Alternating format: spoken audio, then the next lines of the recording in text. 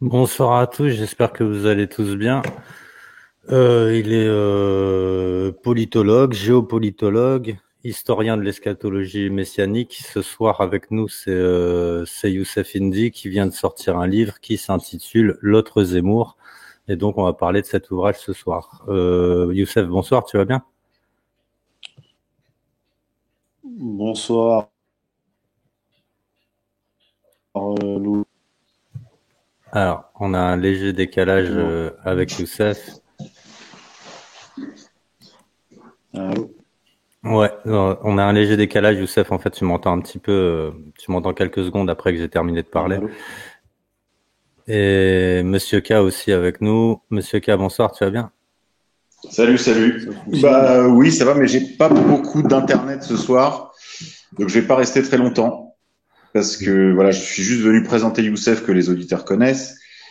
Chose promise, chose due, mais je pourrais pas rester très longtemps parce que bah comme je te dis, j'ai pas internet, je suis pas chez moi, donc c'est un peu les conditions du direct.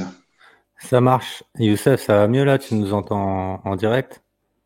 Oui, oui, oui, oui, oui, oui, là c'est bon, je vous entends. Ok.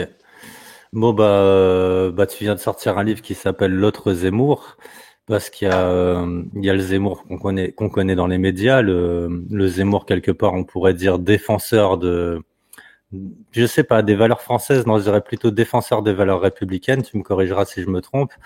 Et il y a un autre Zemmour, un Zemmour qu'on ne connaît pas, et c'est autour de ça justement que s'articule ton ouvrage. Donc, est-ce que tu peux nous parler un petit peu de cet ouvrage? Alors, cet ouvrage n'est pas, d'abord, ce qu'il n'est pas, c'est pas une biographie d'Éric Zemmour, ce n'est pas un pamphlet, c'est un essai sociopolitique avec, bien sûr, de l'histoire, de la géopolitique, de la politologie, de la sociologie, de l'anthropologie, de la théologie. C'est une façon de prendre un peu de hauteur politique. En fait, Zemmour, quelque part, dans le cadre de ce livre, est une porte d'entrée pour le lecteur dans la politique au sens strict du terme et large, française de ces dernières décennies, mais aussi de ces derniers siècles. Donc l'autre Zemmour, ce n'est pas la face cachée de la personnalité d'Éric Zemmour, hein, c'est pas non plus de la psychologie, c'est plutôt un focal sur le rôle véritable d'Éric Zemmour qui n'est pas compréhensible, qui n'est pas visible à l'œil nu ou à première vue.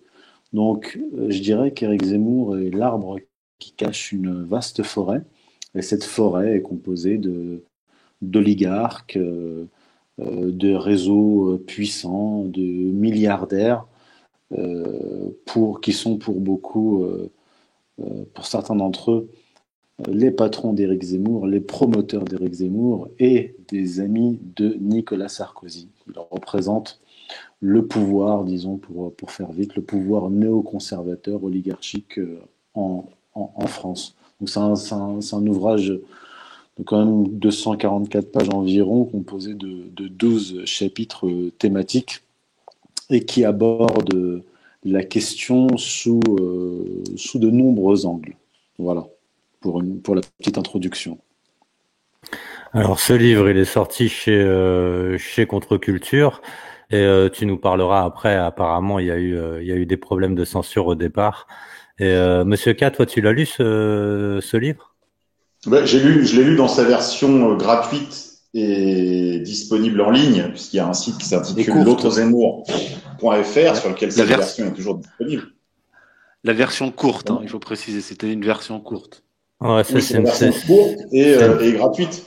Donc le gratuite. livre intégral est sorti chez Contre-Culture.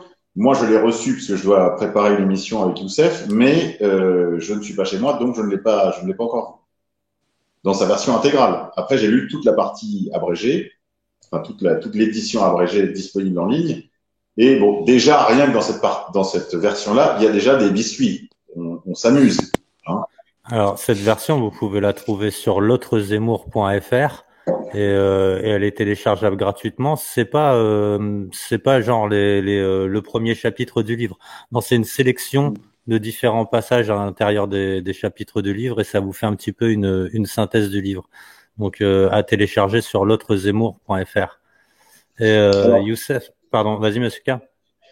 déjà, dès les premières pages, on s'amuse parce que l'introduction n'est peut-être pas complète, je sais pas, n'ayant pas vu la version intégrale, ça Youssef pourra me corriger. Mais l'introduction déjà vaut son pesant d'or. Ensuite, il y a toute la partie sur la généalogie de Zemmour, c'est-à-dire sur qui sont les Zemmour en Algérie justement. Qui sont ces tribus juifs d'Algérie, ou plus exactement berbères convertis au judaïsme d'Algérie. Parce qu'en réalité, ce sont des tribus qui se sont converties au judaïsme. Youssef, tu m'arrêtes si je dis des bêtises, mais souvent, ils faisaient ça pour rentrer en fait dans des réseaux commerciaux. C'est pas forcément une conversion très, comment dirais-je, très spirituelle, quoi. Ouais, c'est un peu comme ceux qui rentrent en franc-maçonnerie pour le business, quoi. Ensuite, il y a plein de choses très intéressantes que Youssef a développées plus récemment, mais ça, je le laisserai développer après que moi, je vous aurai quitté. Mais je voudrais donner quelques anecdotes sur Éric Zemmour, un Zemmour qu'on connaît pas très bien, justement, qui était le Zemmour qui s'est fait connaître avant d'être connu du grand public, principalement lorsqu'il a explosé, en fait, avec On n'est pas couché. Nous étions quelques jeunes étudiants donc en université et nous avions un cercle d'études à l'époque qui s'intitulait le cercle Jacques Bainville, du nom du grand historien d'Action française, Bainville, qui a prédit la crise de 29, la Deuxième Guerre mondiale, l'Anschluss et quantité d'autres événements extrêmement intéressants, y compris d'ailleurs le destin des nations d'Europe centrale et orientale. Vraiment une belle épée, une belle intelligence. Donc, depuis déjà les années 67, je crois, ce cercle existait à l'intérieur de l'université Paris 2, Panthéon-Assas. Et j'étais un des co-animateurs de ce cercle. Et dans le cadre de nos études, nous avions voulu inviter Éric Zemmour, qui à l'époque n'était pas très connu, d'accord? Il commençait à se faire connaître un petit peu par ses écrits, mais il n'était pas l'homme qu'il est devenu depuis, principalement par sa promotion à la télévision. Et depuis lors, bien sûr, tous les journaux lui ont fait des ponts d'or, la matinale sur RTL, Le Figaro, Valeurs Actuelles, Spectacle du Monde, que sais-je encore. Paris, bien sûr, Paris Première, etc. Non, là, c'était le petit Zemmour. Alors, pas le tout petit Zemmour qui a commencé sa carrière au quotidien de Paris sous les auspices de Sylvain Tesson, il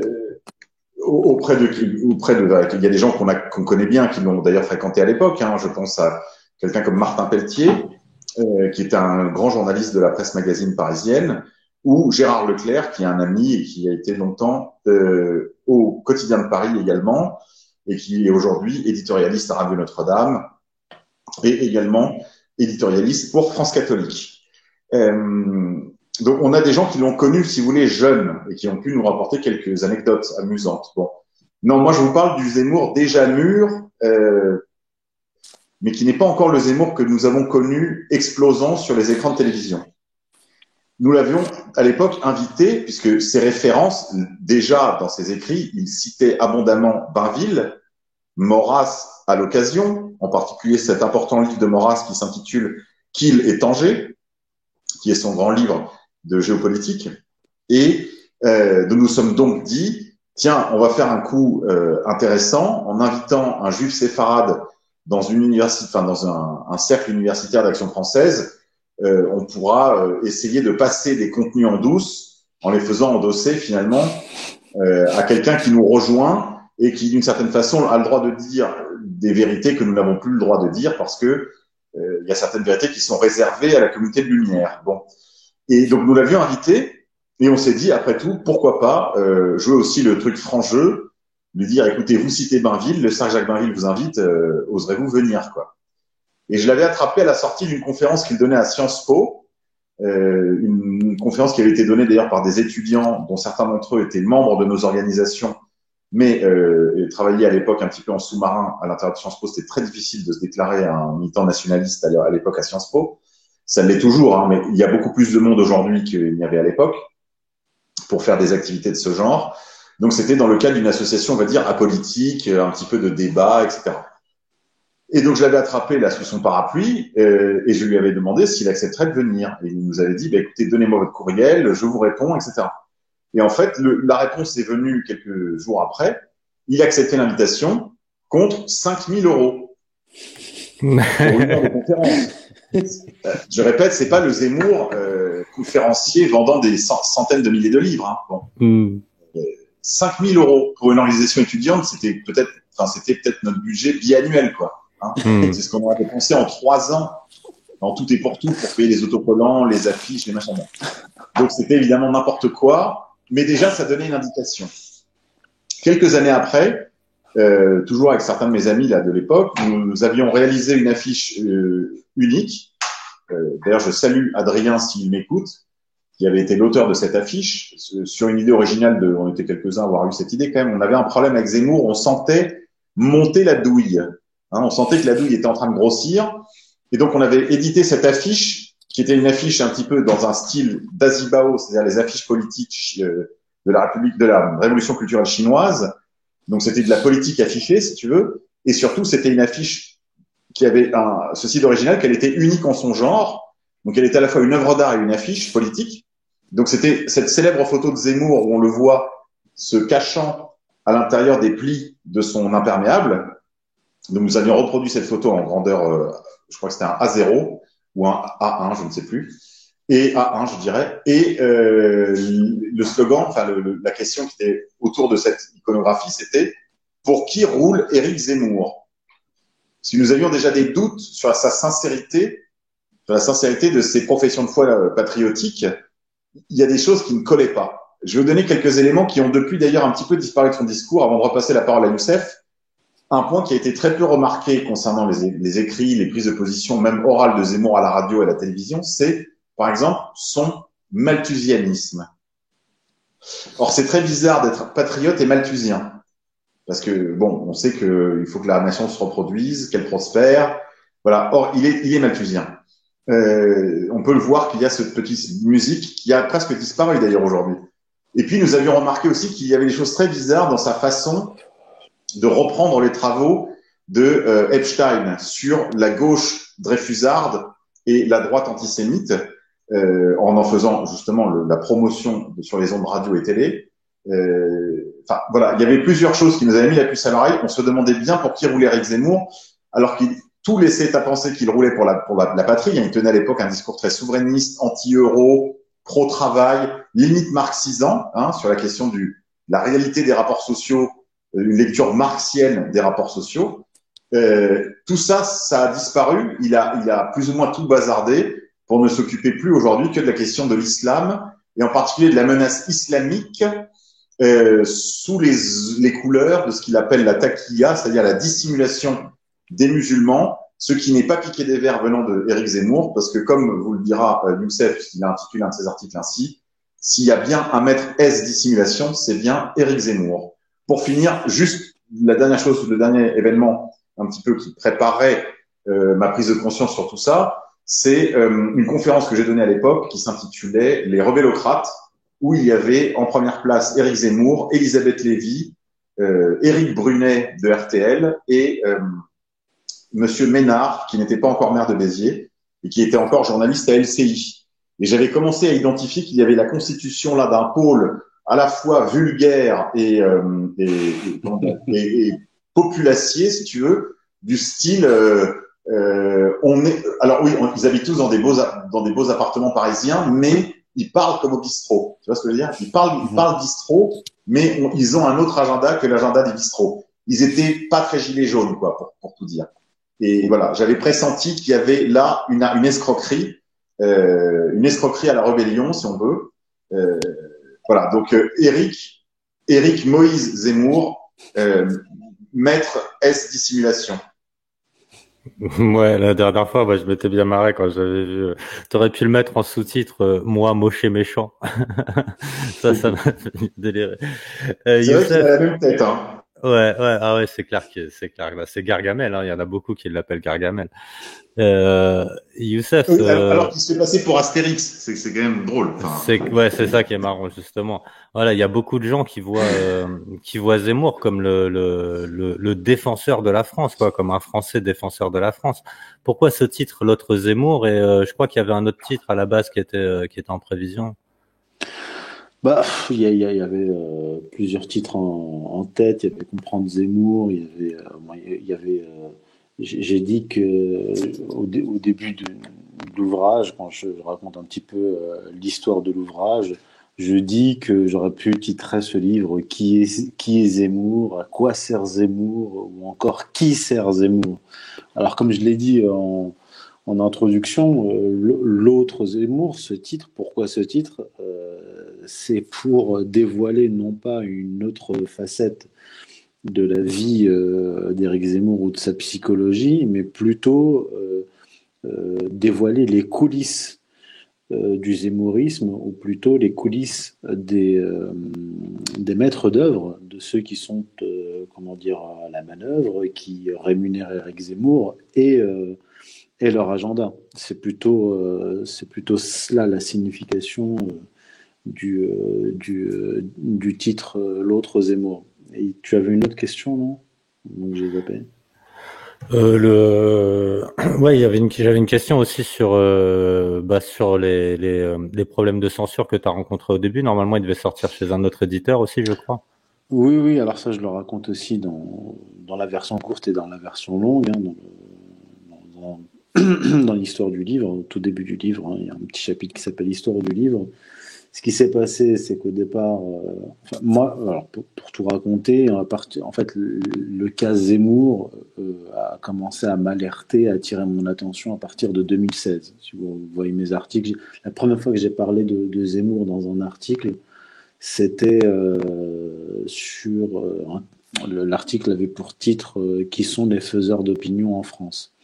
Et je parlais d'Éric Zemmour, mais aussi de Benny Lévy, qui est beaucoup moins connu, d'Alain Finkielkraut et de Bernard-Henri Lévy. Ensuite, plus tard, enfin dans la même année, 2016, lors d'une conférence donnée à Nice, j'étais invité par Culture Populaire. C'était vraiment à ce moment-là que j'avais commencé à analyser le rôle d'Éric Zemmour. J'avais annoncé à l'époque, enfin déjà dès 2015, dans mes premiers articles concernant la France, j'avais annoncé en gros ce qui est devenu la révolte des Gilets jaunes, c'est-à-dire j'avais annoncé à la fois une révolte de la population française dans la réalité et virtuellement, c'est ce qu'on a vu, c'est-à-dire la France périphérique qui s'est soulevée et 80% des Français qui ont soutenu cette révolte, et la rigidification du pouvoir, la transformation de la République en dictature policière.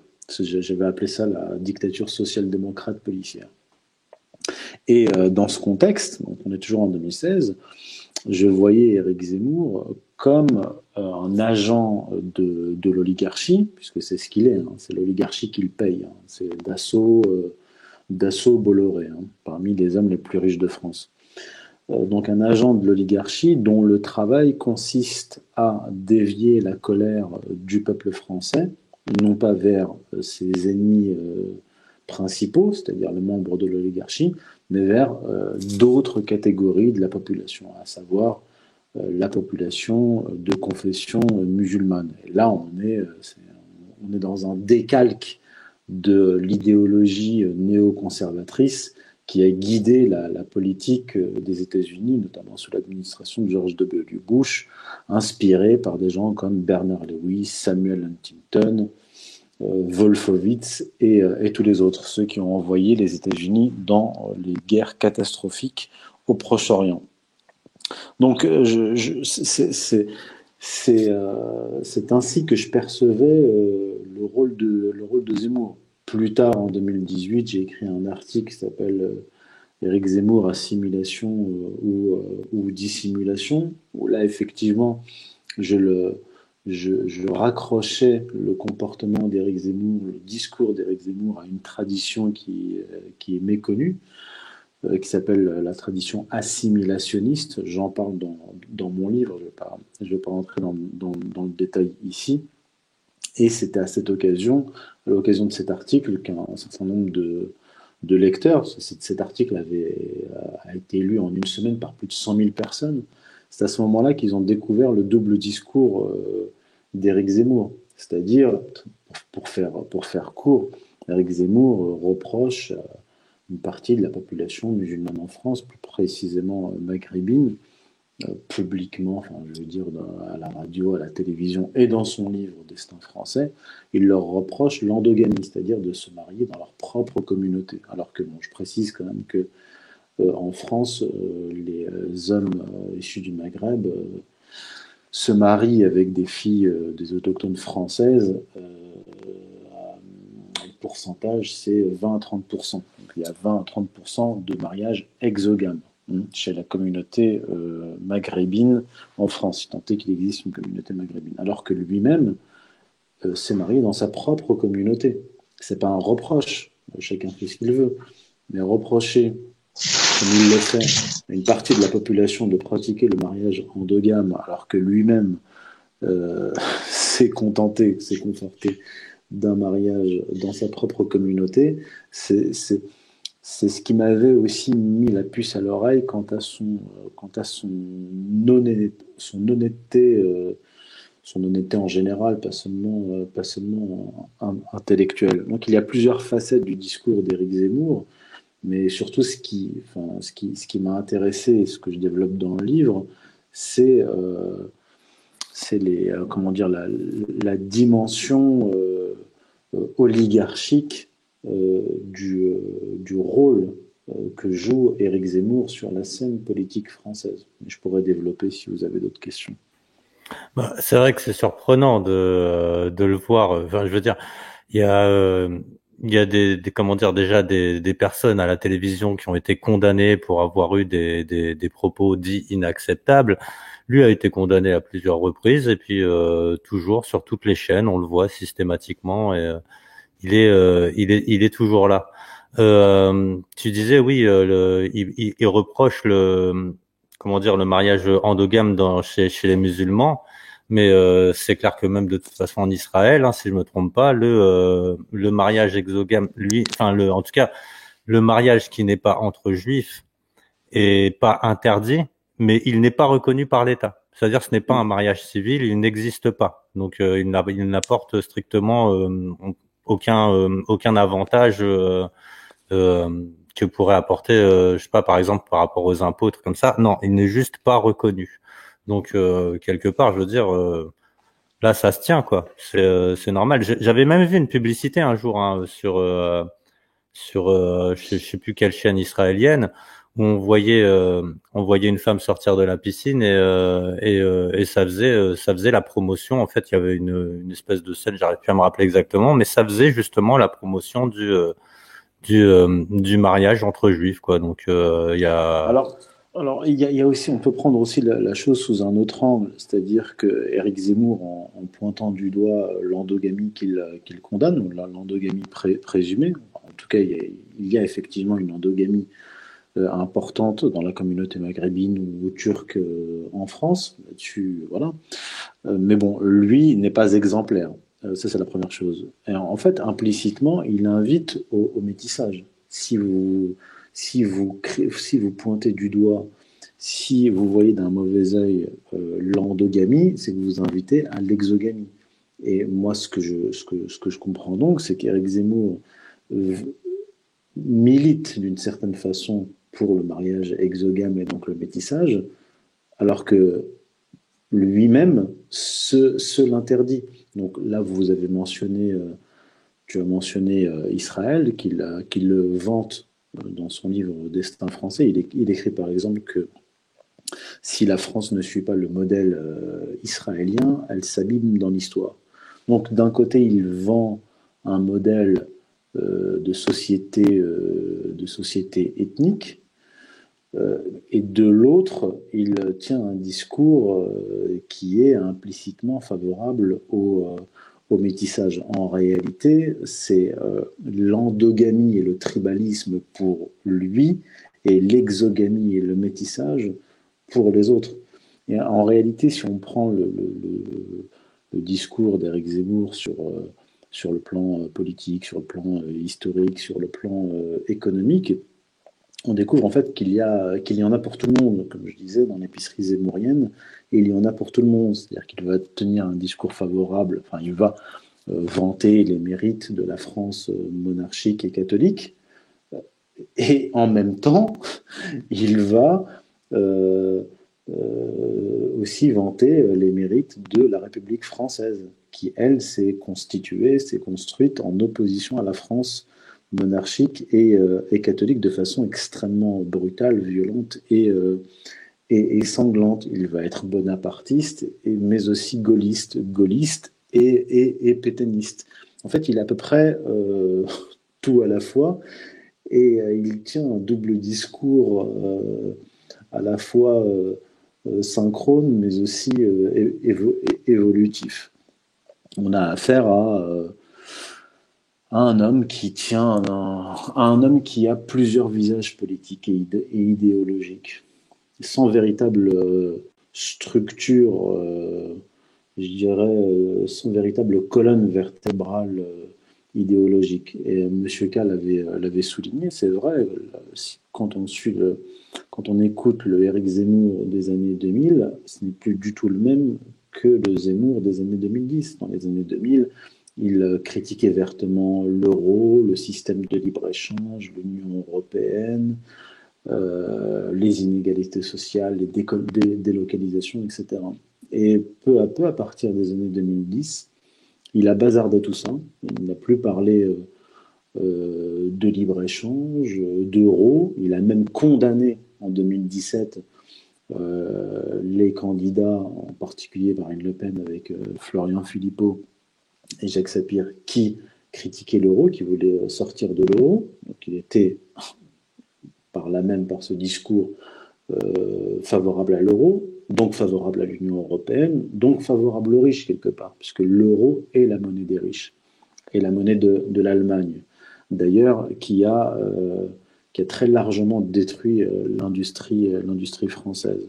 Donc on est passé d'un discours social bonapartiste, souverainiste dans les années 2000, à un discours libéral néoconservateur à partir des années 2010. Donc là, moi, mon analyse, c'est que dans les années 2000, il lançait un filet, c'est-à-dire qu'il attirait à lui les souverainistes de gauche, de droite, il draguait très largement, puis à partir de 2010, il a amené petit à petit son public dans un piège politique, qui est celui de la guerre civile, parce que même si la guerre civile ethnique ne va probablement pas arriver, lorsque votre discours politique tourne autour de la guerre civile ethnique, eh bien, c'est un cul-de-sac, en fait, c'est une impasse. Lorsque vous parlez de ça, vous ne parlez pas de solutions politiques, d'ouverture vers l'avenir optimiste. En fait, vous cultivez le désespoir français, et là, c'est pas un suicide français, c'est un meurtre, du moins psychologique, du peuple français. Donc, il leur dit ce qu'ils veulent entendre, mais les solutions, elles, sont celles de la guerre civile. Or, la guerre civile, c'est la fin d'une nation. Et c'est ça que les émules d'Éric Zemmour ne comprennent pas, parce que certainement, ils ne sont jamais allés dans un pays en guerre civile, et ils n'ont personne de leur famille qui ont vécu une guerre civile, mais la guerre civile, c'est la fin d'une nation. Donc, quand vous parlez matin, midi et soir de l'avenir de la France comme étant celui de la guerre civile, c'est-à-dire un destin funeste, implicitement, vous cultivez le désespoir, et vous militez pour la fin de la nation. Monsieur K, tu voulais intervenir? Ouais, il me reste plus beaucoup de batterie. Donc, j'écoutais religieusement Youssef, mais je voulais quand même vous saluer. Aussi bien toi, Youssef, les gens du chat, et leur dire, voilà, achetez l'autre Zemmour, mais pour ceux qui sont très, très, très désargentés, volez-le. La librairie paiera ses droits d'auteur à Youssef Indy. Et pour ceux qui n'ont vraiment ni argent ni courage, eh bien, lisez sa version gratuite en ligne sur l'autre Zemmour. Retrouvez-moi sur mon fil Telegram t.me/Monsieur K off et pour mes quotidiennes. Et bientôt, en compagnie de Youssef pour parler de son livre. Mais ce sera une émission spéciale. On ne va pas redire ce qui a déjà été dit ici ou ailleurs.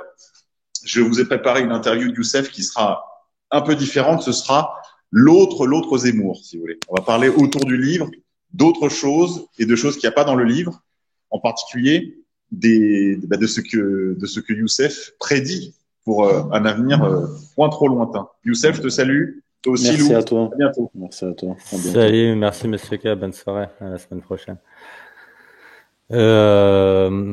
Youssef, comment dire? Moi, j'ai souvent parlé avec sur Discord et ailleurs avec des gens qui soutiennent Zemmour, et j'ai l'impression que pour eux, c'est bon, il y a pas d'illusion. Et c'est souvent des nationaux-sionistes, et pour eux, il n'y a pas d'illusion. Il faut que la France prenne le chemin d'Israël.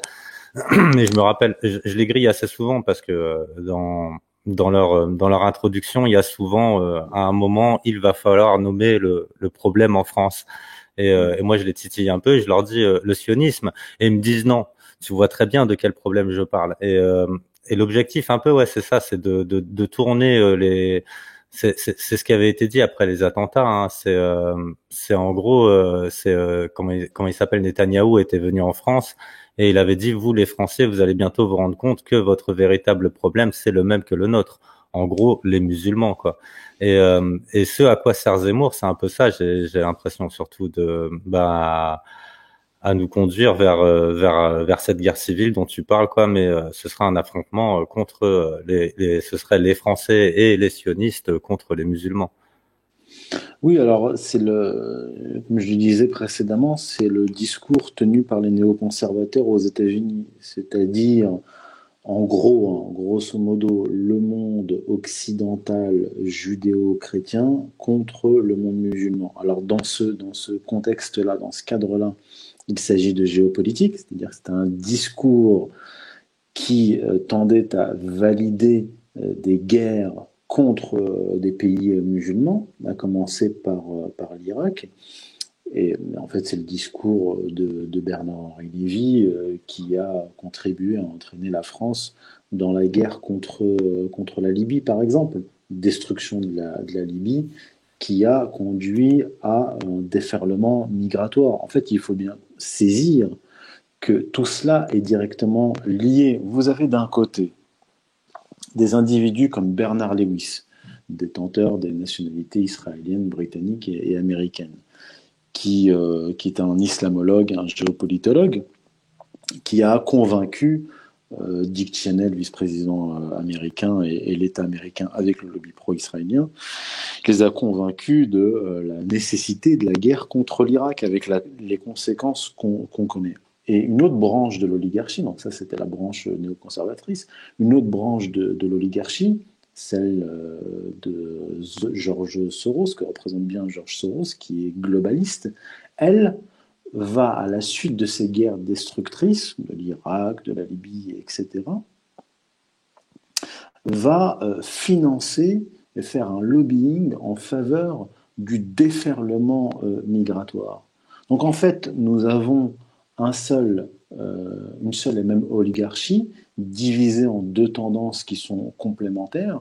L'une va détruire des ennemis extérieurs et l'autre va favoriser la destruction de l'Europe, de l'Occident, par des flux migratoires, par l'entrée sur le territoire de types qu'on a envoyés, par exemple, en Syrie, égorger des femmes et des enfants, revenir en Europe. Et puis, vous avez le discours de gens comme Éric Zemmour, comme Elisabeth Lévy, comme Alain Finkielkraut, qui vont, eux, à partir de ces ferments, à partir de ce contexte, à partir de cette destruction opérée par leurs camarades de l'étranger, parce que je précise que Éric Zemmour se réclame de Bernard Lewis, il se réclame de Samuel Huntington, donc il se réclame de gens qui ont entraîné le monde occidental, c'est-à-dire les États-Unis et ses vassaux, dans des guerres destructrices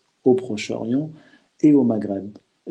Donc pour ensuite dire, vous voyez, le monde musulman, les musulmans nous menacent, vous devez, vous, les jeunes Français, vous lever et vous battre. C'est textuellement ce qu'il dit.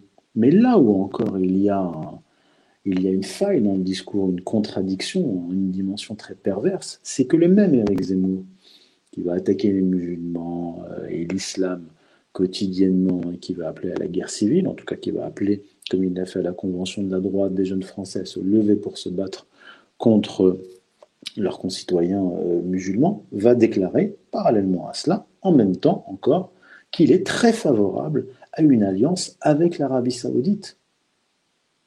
L'Arabie saoudite qui est historiquement le foyer idéologique et financier du terrorisme international.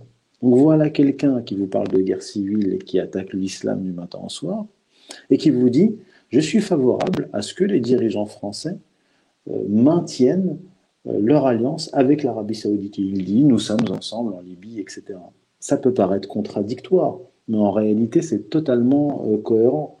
Si on ajoute à cela le fait que les patrons d'Éric Zemmour ou ceux qui font la promotion d'Éric Zemmour font des affaires juteuses avec l'Arabie saoudite, là on comprend.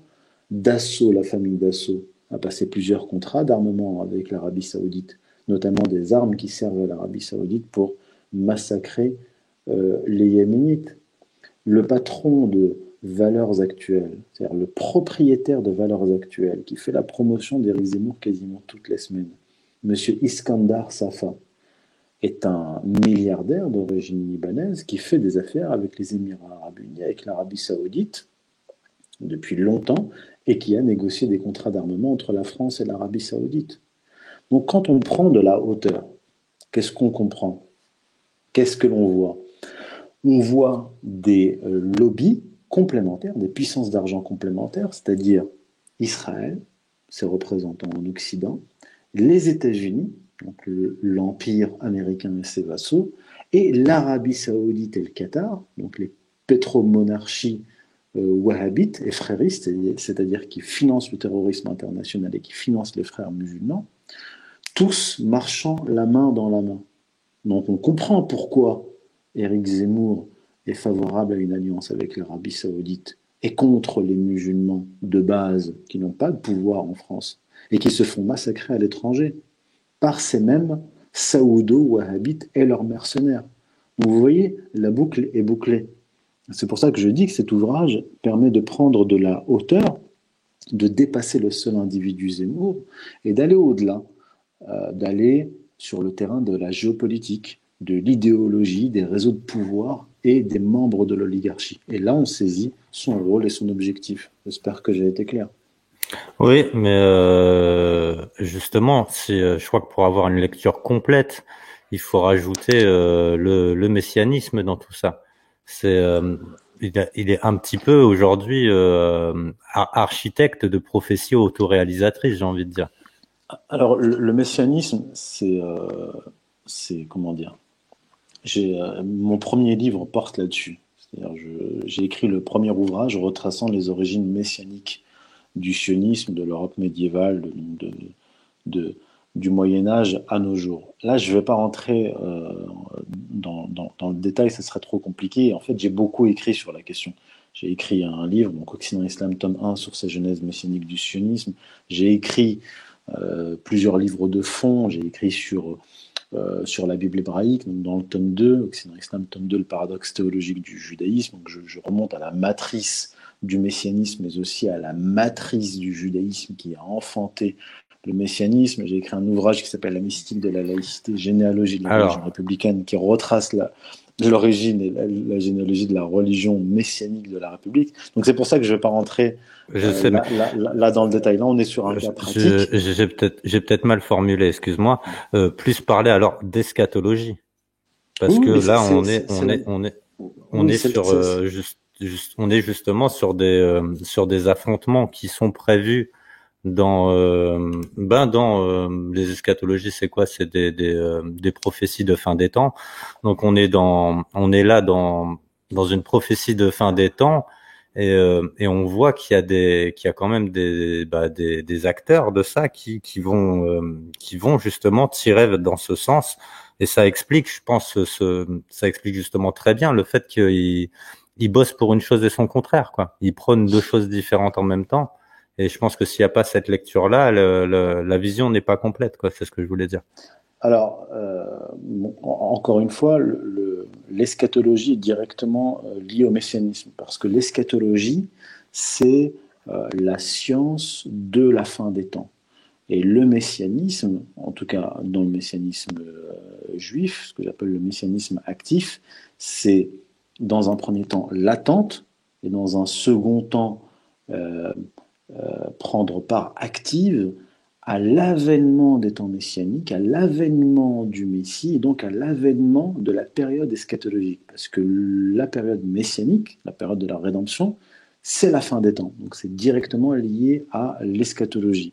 J'ai parlé du choc des civilisations, par exemple. J'ai parlé du sionisme. Je le répète, j'ai écrit un ouvrage qui retrace les origines messianiques du sionisme, mais aussi les origines messianiques de la stratégie du choc des civilisations. Je ne l'ai pas dit ici, je l'évoque un peu dans l'ouvrage, mais j'ai traité de ces sujets de fond dans d'autres ouvrages. En fait, la stratégie du choc des civilisations, qui consiste à envoyer ce qu'on appelle Édom et Ishmaël dans le langage rabbinique, c'est-à-dire Édom, le monde chrétien, qui est dans la Bible le grand frère de Jacob, et Ishmaël, le monde musulman, qui est dans la Bible, donc Ishmaël, le grand frère d'Isaac, les enfants d'Abraham.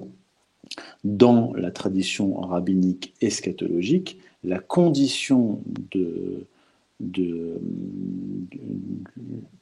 règne du royaume d'Israël, et d'Israël de façon plus générale, passe par la destruction mutuelle d'Édom et d'Ishmaël. Et je parlais de Bernard Lewis, et ce que j'ai expliqué dans mon premier ouvrage, Occident et Islam, tome 1, c'est que Bernard Lewis n'a fait que laïciser cette stratégie messianique, c'est-à-dire qu'il lui a donné un habillage historique, scientifique, tout comme Karl Marx va donner un habillage historique et scientifique à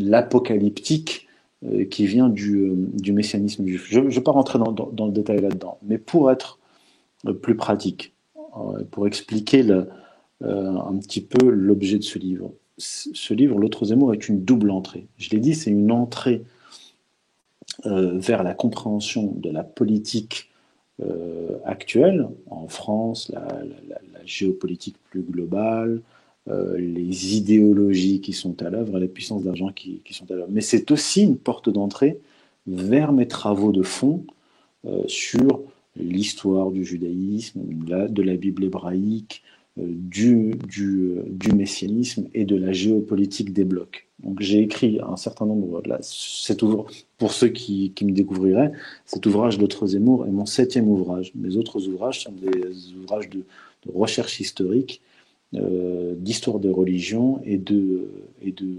géopolitique. Donc c'est vraiment des ouvrages de fond.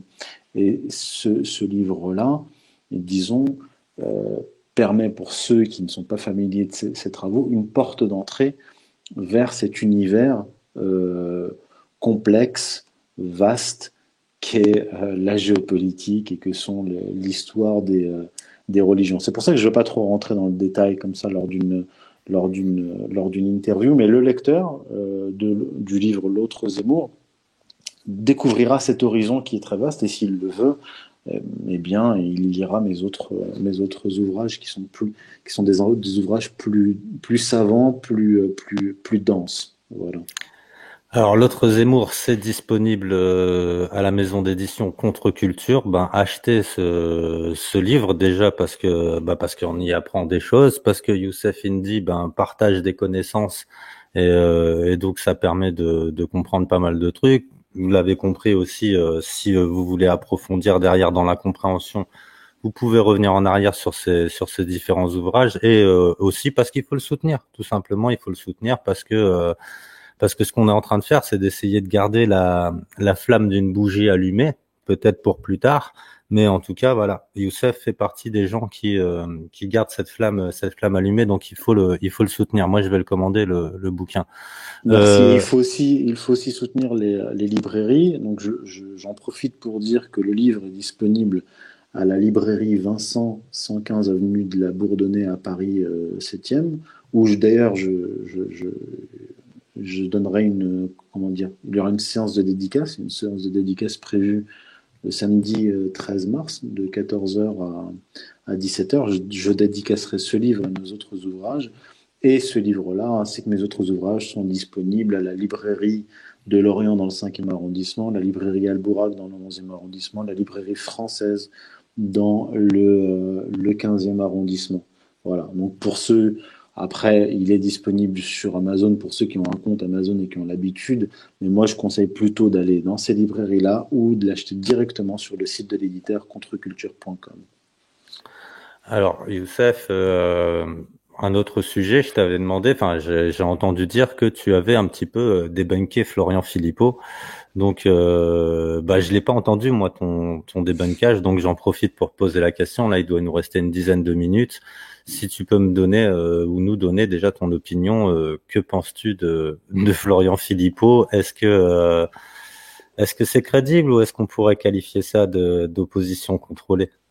Alors oui, on m'a posé la question lors de la conférence que j'ai donnée récemment, qui sera en ligne normalement la semaine prochaine. On m'a demandé mon avis sur Florian Philippot, mais surtout sa présence sur CNews et son parti, les Patriotes. Simplement, c'est pas difficile à comprendre en fait. Florian Philippot est une sorte de François Asselineau bis. Lorsqu'il était chez Marine Le Pen, il reprenait très régulièrement les analyses de François Asselineau et il intégrait une partie du programme de l'UPR au programme du Front National. Et moi, ce que je remarque simplement, c'est que ces derniers mois, notamment depuis le début de la crise du Covid et la politique de confinement, de semi-confinement, c'est qu'il y en a un des deux qui a été neutralisé politiquement, François Asselineau, qui a été parce qu'il existe en fait par lui-même. Quoi qu'on en pense, il a un parti, il a des militants, il a un programme, mais ce n'est pas quelqu'un qui est, disons, à la merci des oligarques. Parce qu'il a un appareil. Il a un appareil. Il fait pas d'emprunt bancaire déjà, donc déjà il est pas à la merci des banques. Voilà. Florian Philippot, lui, est quelqu'un de faible, c'est-à-dire que j'avais commis une erreur en disant que je croyais qu'il n'avait jamais été élu, mais si je crois qu'il a été député européen, il a été député européen, mais dès lors qu'il a quitté le Front National à partir de 2017, il n'existait plus. Son poids était réduit à néant, puisqu'il existait politiquement en tant que conseiller de Marine Le Pen. Donc lui, tout seul, il ne pèse strictement rien. Or, je vois qu'il reprend les analyses de François Asselineau, notamment sur la politique vaccinale, le confinement, etc. François Asselineau est maîtrisé, est neutralisé, disons, ou éjecté, et dans le même temps, Florian Philippot est surmédiatisé via CNews, mais aussi LCI. Je crois qu'il est presque toutes les semaines sur le plateau de CNews. CNews, je rappelle, appartient à l'oligarque Vincent Bolloré, ami de Nicolas Sarkozy et patron aussi d'Éric Zemmour. D'accord ? Donc Florian Philippot est toutes les semaines sur CNews pour faire une critique sans filtre de la politique de confinement, de la politique vaccinale et une critique, une très bonne critique. Hein, il fait de très bonnes critiques là-dessus, sur le fond, il n'y a aucun problème. Concernant le port du masque, etc.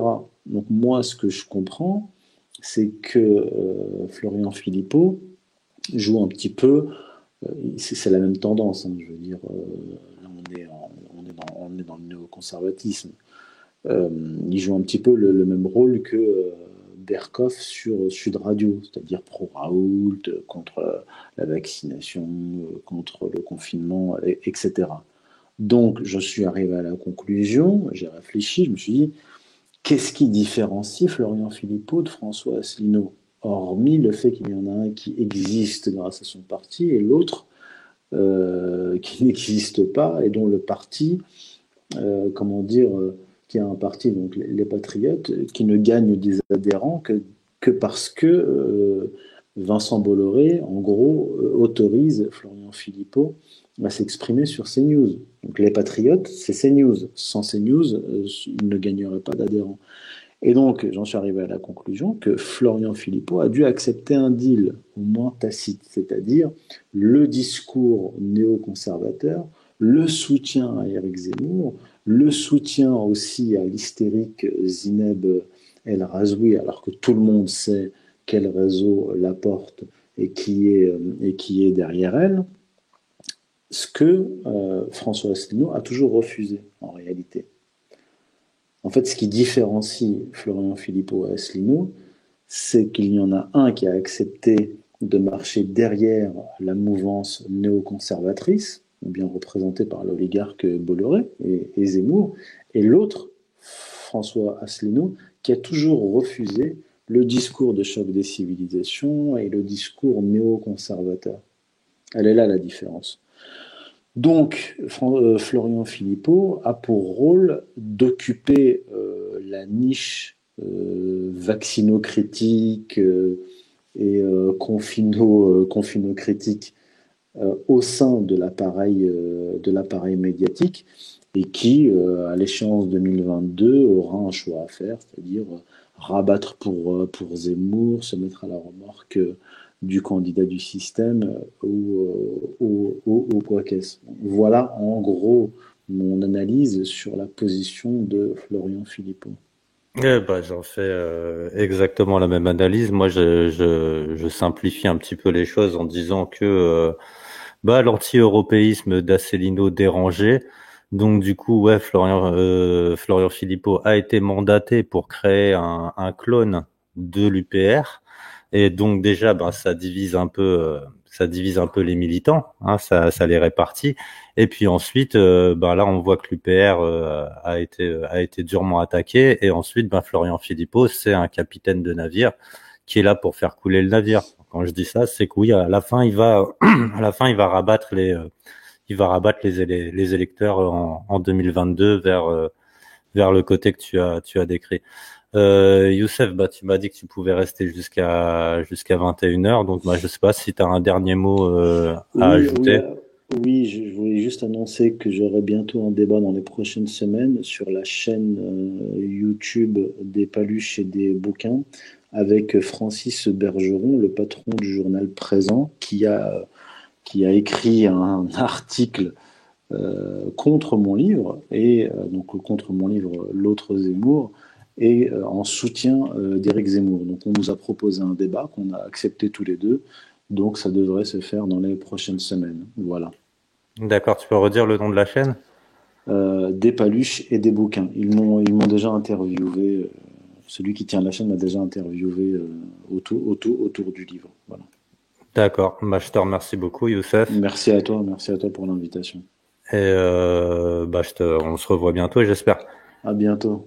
C'est Dieu. Salut, bonne soirée. Ciao. Bonne soirée. Ciao.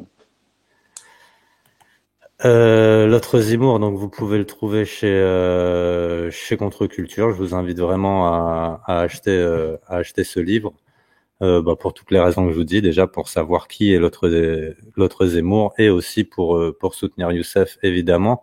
Quant à nous, on se retrouve déjà demain soir. Alors je sais pas 20h ou 21h. Mais on se retrouve déjà demain soir avec Marilyn et on parlera de l'agenda 2030 et un petit peu de l'arnaque écologique qui va ils vont mettre un gros coup d'accélérateur bientôt sur ça là, donc on va parler de ça demain soir avec Marilyn et ce sera pendant 2 heures cette fois-ci. Voilà, vous étiez vous étiez pratiquement 1000 sur des lives et pratiquement 800 sur YouTube. C'était en multidiffusion sur des lives sur YouTube. Donc je vous remercie à tous d'avoir suivi ce direct. Vous pouvez me soutenir aussi financièrement sur Tipeee et sur PayPal. Je remercie ceux qui l'ont fait récemment. Ça fait vraiment du bien, merci. Et comme je vous dis, on se retrouve demain soir, 20h ou 21h, je pense encore sur YouTube et sur des lives en même temps, en complet cette fois-ci. Comme ce soir, il y aura pas de coupure sur YouTube. Allez, bonne soirée à tous et à demain soir. Ciao.